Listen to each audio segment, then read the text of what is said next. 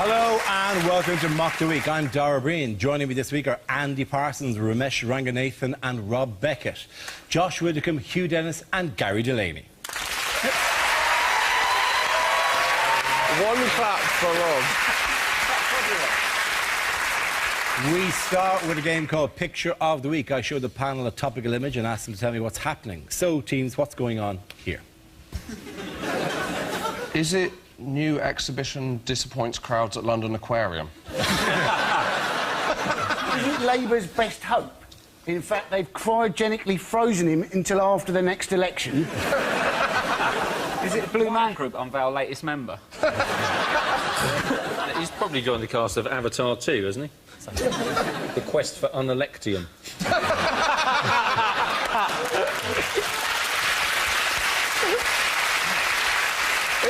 Mirror, mirror, on the wall, will I ever be leader of them all? No. Is that the most depressing window in downtown Amsterdam?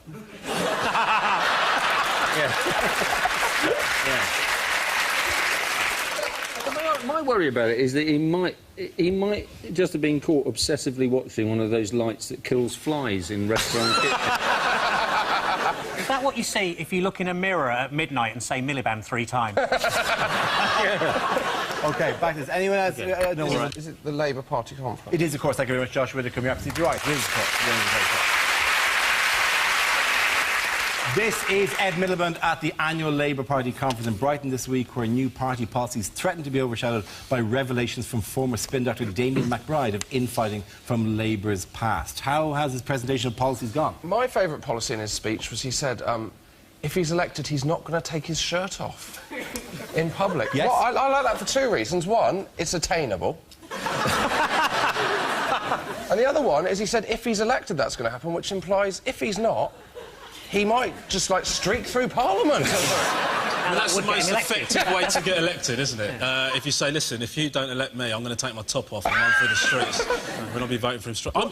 You just stand and slowly raise up. Coming off. It's coming off, yeah. Are you ready for this jelly?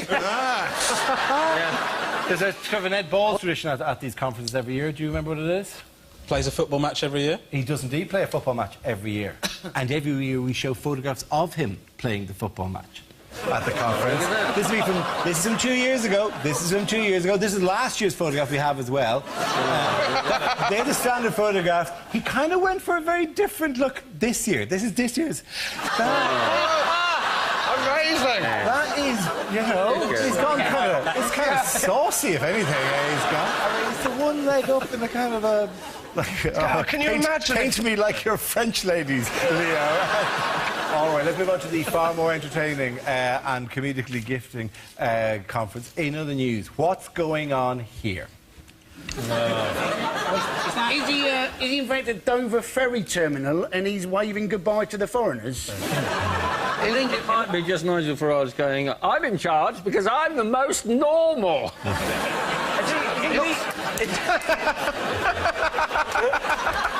I'm the electable one. I'm the safe face of UKIP. I mean, that's actually how he always enters a room. He always walks in and goes, Farage!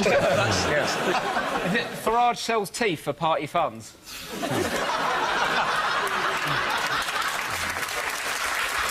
I know he did. It's good that you bought them up. Nigel, how many immigrants would you be happy with in this country?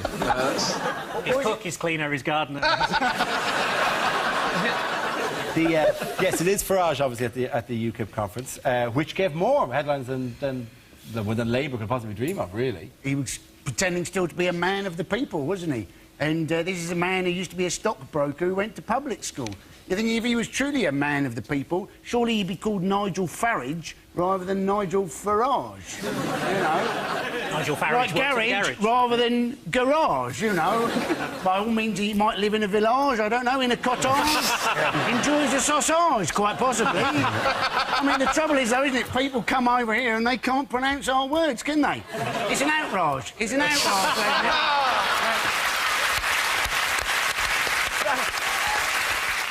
It is funny, though, when you see him act, when he's being the sane member of the party, when he's the one clamping down, because who does he destroyed their party conference? Godfrey Bloom. Godfrey Bloom, yes. What did Godfrey Bloom say? He went to a women in politics discussion and described them all as sluts. And my main question is, when holding a women in politics get together, who is inviting Godfrey Bloom? Ridiculous. It's like having Tony Blair as Middle East peace ambassador.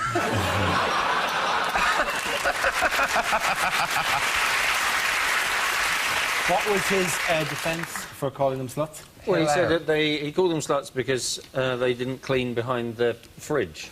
Very odd definition. It is. Is that an awful euphemism? No. His argument was that the old meaning of sluts was people who are slatternly or unclean, and that he didn't mean slags at all, right? Which is always a very weak point of view. Well, I meant sluts in the old 18th century, contemporary sluts. These women aren't contemporaries. Just look at them. Slags? No. It became such a massive story, like that overshadowed the whole conference. Like my grandmother heard about it, and she lives in Bongo Bongo land.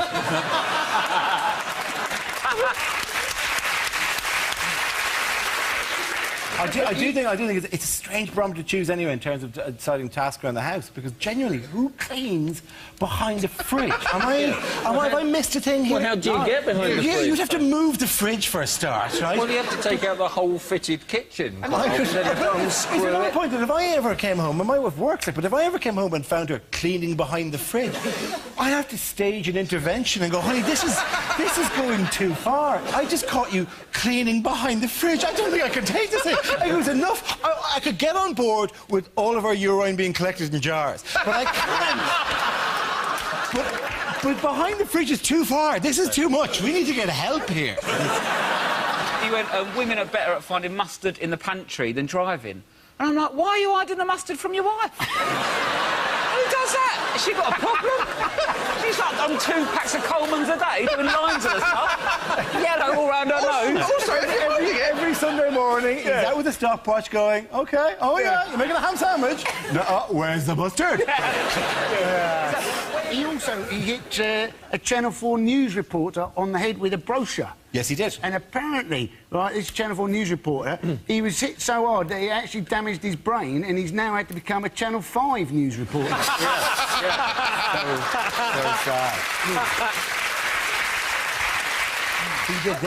We actually have, this is the brochure, and the point that it's Michael Crick, I believe, was it Michael Crick? Michael Crick, yeah, very famous Michael Crick. Michael Crick made the point that this is a brochure, and it's of their conference, and it features faces, there's about 270 faces of UKIP members there, and none of them, well, they're all white. And the man said, there isn't a black face on this, right? And he gave the brilliant counter-argument, which is going, oh, no, you're racist. Which is just one, it's like arguing with an 8-year-old. No, these people are all white. Oh, they're white. Oh, is that wrong now? Oh, you're racist. No, wait, you're the racist. No, you're the racist. Essentially. And then just hit him on the head. It is a fine piece of footage. Do you know what's brilliant about this, though, about this brochure, is that illegal immigrants can cut out the pictures at just about the right size to make a false passport. It looks like a kind of racist version of Guess Who, where you'd go... Exactly, yeah. Are they black? No. Do they have a beard? He said he wants to represent the Yorkshire women that always have dinner on the table when you get home. I was like, but no one wants dinner on the table as soon as you get in. You want to put your tracksuit bottoms on first, have a cup of tea, play Candy Crush, and then graze from the fridge for an hour. I'm not going straight into a toad in the hole. I've been working. Got to get my mustard out, haven't I, first? OK, at the end of the round, the post goes to Josh, you and Gary. Our next round is called Newsreel. We play in a recent piece of footage featuring people in the news and ask you to suggest what might be being said. This week's clip features David Cameron and Nick Clegg visiting a train factory. Well, thank you very much indeed, Nick. We're late again. I said we should take the Jag. You said if we're going to visit trains, we must go by train, and of course the bloody thing broke down. Mind the wall, Nick. Mind the wall. Mind that wall. Mind that wall. Well done, Nick.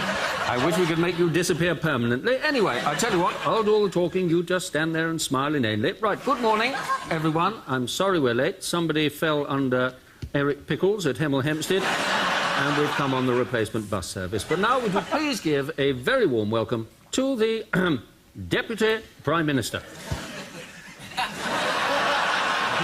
Well, thank you for the warmth of that welcome. I'm wearing a red tie today to try and look more socialist than my colleague. It's not really very convincing, is it? We're here to announce a massive £40 billion investment in high-speed rail. Please feel free to show your appreciation of the policies of the coalition government.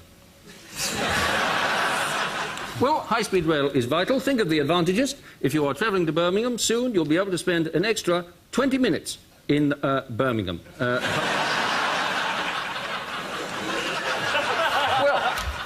Thank you for your enthusiasm. That was an absolute fucking disaster. I hate trains. Oh, look at this. You see this picture I've downloaded? This is Nick Clegg's head on a woman's body, and up behind him, that's David Cameron. He's about to give him a right shot. Oh, hello. How are you doing? Hello, gentlemen. I'm afraid we're lost, both here and in government. I wonder if you can help us find a way out. Oh, look. I wonder what you've got on your computer. Well done, you! Now we play a round called Gag Theft Auto 5. This game involves Romesh and Gary, so if you could make your way to the performance area, please. This round is a stand-up challenge. I launch a wheel of news, and whoever chooses to stop, one of our performers will step forward and talk about that subject. The winner is whoever I think is the funnier. OK, here we go. Let's spin the wheel. The first subject is education. Who wants to come in that? Romesh. I used to be a teacher, actually. I was a maths teacher. I wasn't a very good one. But as I found out, it doesn't actually matter. You can get away with it for quite a while. But the problem is, with Ofsted coming, you've got an Ofsted inspector in the back of your class. I've got to make sure I'm doing my job properly. Yeah? Got learning outcomes up on the board, Pythagoras and trigonometry flying all over the shop, knocking it out the park. Kid in the front row's got a question, I'm straight in there. Yes, Timothy? How can I help you? And then he'd go, why are you being weird? Right? So then I've got to convey to Timothy, without the inspector realising, that I am going to bloody end him. Right? Because of political correctness, all textbooks have got to be multicultural nowadays, which means that every single question in every single maths book has got to have a white kid and a black kid in it. Or a white kid and an Asian kid in it. Now, I don't know about you, but I wouldn't have wanted to hang out with a kid of another colour. If every time I met up with him, he wanted to do bloody maths. I don't know. The questions you get in these textbooks are amazing. You get questions like, Philip thinks that the answer is 8. Dilip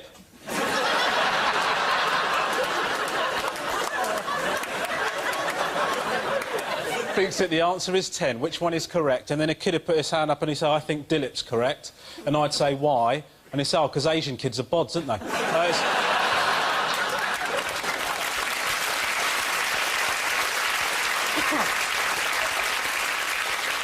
We had uniform at the school. I agree with uniform. The problem is they're very strict about it. We had a sixth form. Talking to sixth form lads about what they're wearing, absolutely not a problem. Got no issue with that.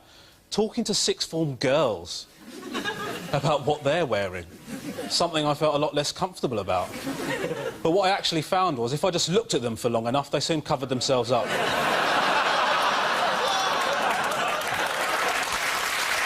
Thank you very much, Robert. OK, that leaves us with Gary. Let's see what you have. Let's spin the wheel. And the subject is relationships. OK. How are you? I used to suffer from premature ejaculation, which made me feel selfish and bad for my girlfriend. Then she suggested I try this special cream that reduces your sensitivity. And it really worked, because now I don't give a shit about her.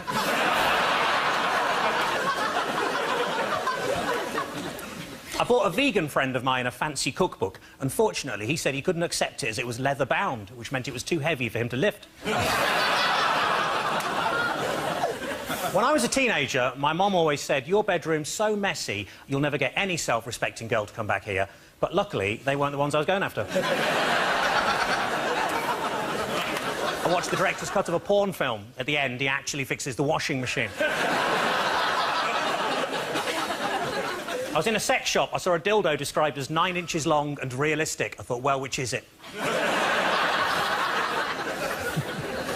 The Archbishop of Canterbury recently said he couldn't support gay marriage without first having a mandate. Honestly, if he's that bothered, I'll go out with him. One time at a party, I chucked my car keys into a big bowl and everyone just stared at me and the trifle was ruined. I was watching a really weird porno the other day that was just a fat man crying and wanking at the same time. And then I realised I hadn't turned the telly on. Thank you. Thank you very much, Gary. OK, points for both of you. Come on back.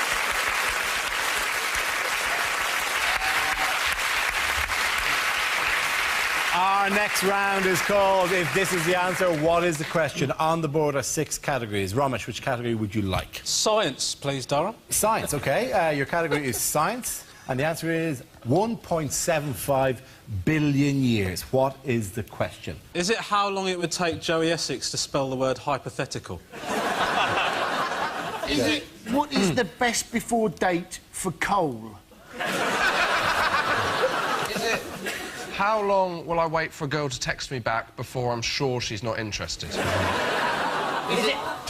Thank you. Is it how long it takes for a bowl of porridge to cool down? Is it how long does a panda go between shags? Is it how long will it take my iPhone 4 to download iOS 7? Is it, on my first trip to Nando's, how long did I sit at my table before realising you had to go up to order?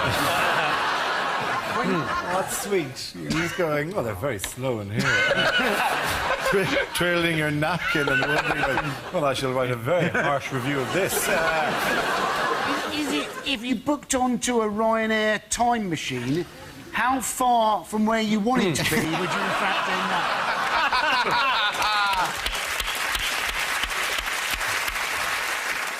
Is it how long we've got on Earth till it's too hot to live on? That's absolutely right. Well Yeah. done, Rob. Thank you very much.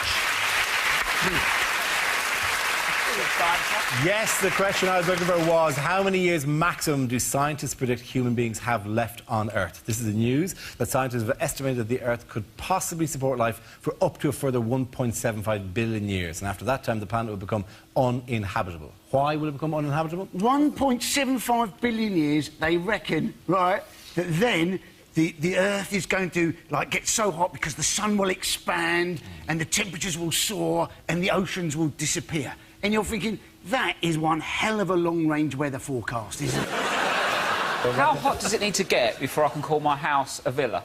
Yeah. Is it like 35 degrees, or...?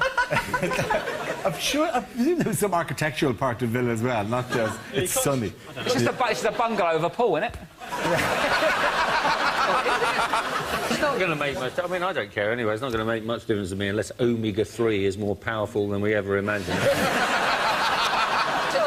It should be said that if you add 1.75 billion to the total time we've been on the planet as a species so far, the total is 1.75 billion. So it's pretty much unlikely we're still going to be around at that stage. It's an unfair time for it to happen, though, isn't it? Just when the Eurozone will be coming out of recession. If it's going to be too hot in 2 billion years, whatever, it's ages away, it's going to be well nice for a good couple of thousand. Isn't it? A really nice temperature for a few thousand years. It's a very British reaction, isn't it? You know, oh, well, it's going to be uninhabitable by being too hot, but for a while in Britain, it'd be bloody lovely, wouldn't it? It'd be bloody lovely. The worrying thing for me is that, you know, you think, well, it's going to happen in 1.75 billion years, and so it doesn't really affect me. But unfortunately, as a Hindu, I believe in reincarnation. I'm seriously worried that I might be a goat when the big... Kablooey occurs, yeah. Did you come back as an oven glove? I'm not a scientist, but so... That's important that you said that at the start. I've kind of read it. See if I'm right here, Dara. Yeah. So the sun is like Helen Mirren in that the older it gets, the hotter it gets. Is that how it works? Essentially, yes, because Helen Mirren started burning hydrogen. But as she's grown older, she begins to burn helium and larger elements until eventually she will create iron and explode her outer layers across the gap. Are we still talking about Helen Mirren now, or the sun? I can't quite remember. Does this mean Helen Mirren is going to turn into a white dwarf? Yes. Yes. That would be At remarkable. some point, it would be great if she did. Hello, Helen. Hello. But how are we talking? Like inside of a McDonald's apple pie? Is that... It's going to be... You know how hot it's going to be? Every day the sun is going to say, what a scorcher. And there'll be a picture of a girl on Bournemouth Beach. That's how hot it is. Where will we be? Will we be here? Or We'll be on one of those, the new sort of Gillies or whatever it's called, or Kepler. Kepler 22b Gillies. Yeah, there are planets that we... There are thousands of planets, aren't there? Yeah, the idea is that we would have moved to another planet. In whatever it's called, the Goldilocks. Oh, yeah, that the planet would be suitable for life, yeah. But which means it's probably life on it, in which case then we arrive, essentially immigrants. It'd just be fantastic.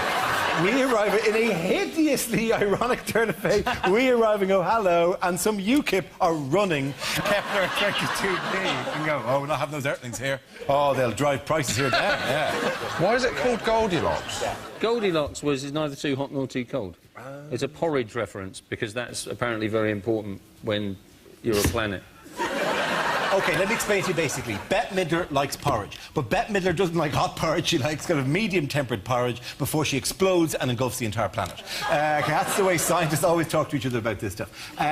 When did Helen Mirren become Bette Midler? Oh, fuck, it's not. It was Helen Mirren. Midler! What's that weird little Freudian slip? Yeah, sorry. Someone fancies Bette Midler! Yeah, we all have to shadow underneath Bette Midler's wings, where it'll always be cooler under her wings. That's where the wind is. OK. Sorry. I can't believe it anyway. OK, what bad news did Ryanair have this week? Is it nobody had excess luggage, so they didn't make a profit? Yeah. Ryanair, very much the UKIP of international airlines. It was a survey, wasn't it? It was a survey, by yeah. Which Which magazine that said that their customer service was terrible. Surprise. There are no examples. Yeah, there was a Which survey in which they were the worst of 100 well-known brands. They were the worst in terms of customer. This is unsurprising, given that they have charged people for wheelchairs in the past. They said that 99% of complaints were dealt with within 7 days. And you go, that is still too long to be on hold.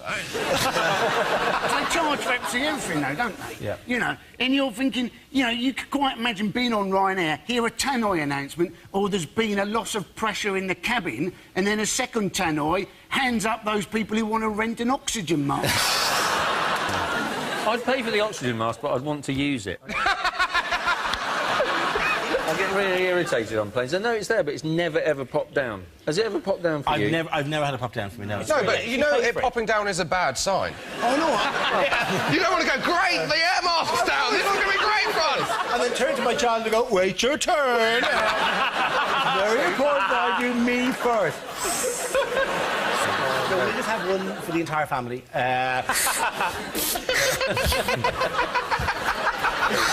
It's like a buddy procedure at diving. Yeah, it is, yeah. They're thinking of actually charging. You can actually think of getting porn on Ryanair as a pay movie. You don't want the person sat next to you watching porn on the flight, do you? Them pretending the entire flight to be trying to get something out of their pocket. If you were watching porn on a Ryanair flight, at least you could watch somebody being screwed in a more uncomfortable space than you're in. OK, at the end of that round, the point's go to Rob, Ramesh and Andy.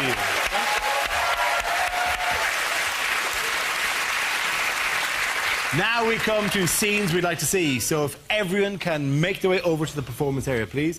I'll read out this week's topics and then we'll see what our panellists can come up with. OK, here we go. The first subject is things you wouldn't hear on a DIY show. Many people have written to us asking how you can make your house greener. Simple. Paint it green. And there it is, a perfect patio, and the police won't suspect a thing. No, don't bother putting the kettle on there. We'll crack on with the work straight away. The walls are plastered, and I'm a little bit shit-faced too, to be honest.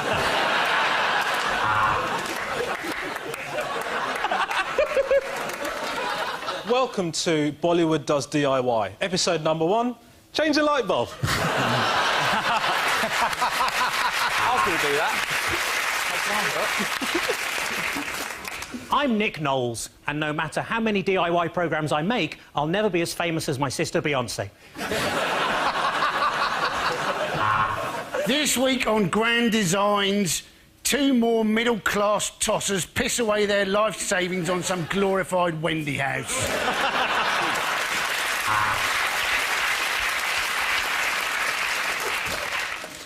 After 3 hours of sawing, 6 hours of hammering and sanding all day, it's done. Finally, your neighbours have moved out. So for the best finish, rub vigorously up and down with a piece of sandpaper, but be warned, you may get a very sore penis.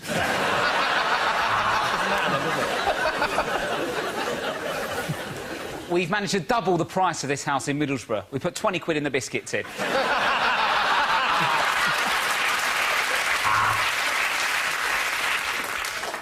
Jen's parents really helped us out with the budget on this project by dying. So, drill the pilot hole, take the plasterboard fixing, but before you countersink the batten, ask yourself this. Is it any wonder my wife left me for a table magician from Macclesfield?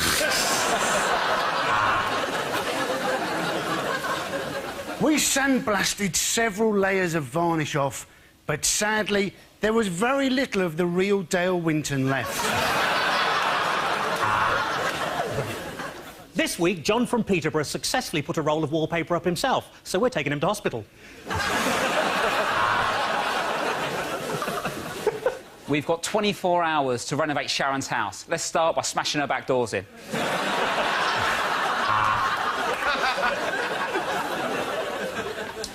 Sarah Beanie has helped Andy convert his semi into a full boner.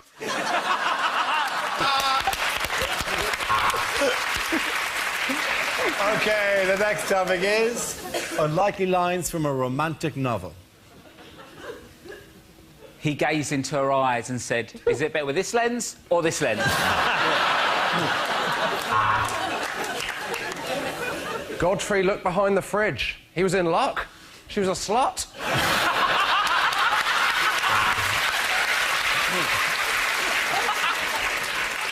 Will you make me the happiest man on earth? Will you marry me? Will you change your name? Will you become the next Mrs. Goatee Bollocks?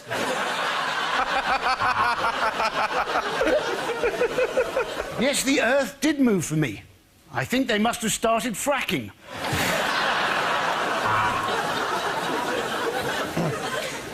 As he looked into her eyes for the last time, he whispered in her ear, always remember, we'll always have the bins behind Morrison's.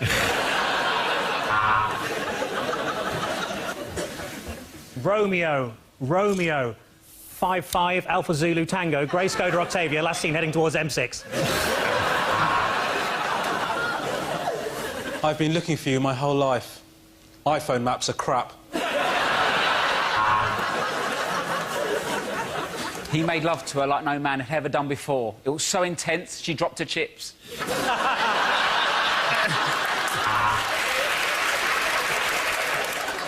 Fancy a coffee, she said.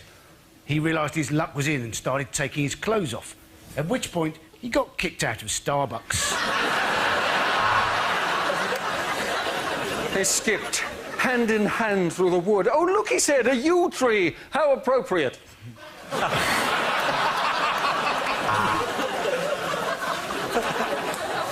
He was a strapping officer from World War I. She was disappointed with uniformdating.com.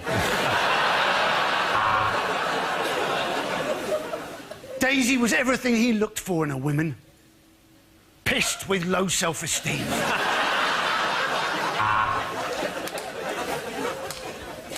She danced as if no one was watching, but people were watching, and she looked like a twat. At last, I have found you.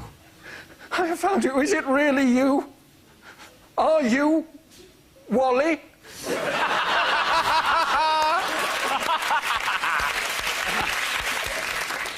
Does this story have a happy ending? He asked her. She snapped back. Happy ending, $50. OK, point at the end round for Rob, Romesh and Andy.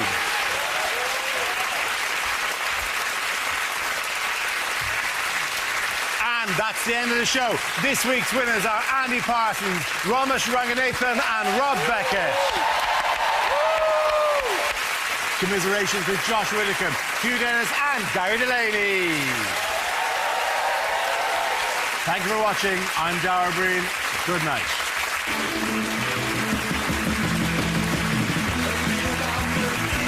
Don't get yourself in a tangle tomorrow. QI is here talking all things knits and knots with the letter K. That's at 10.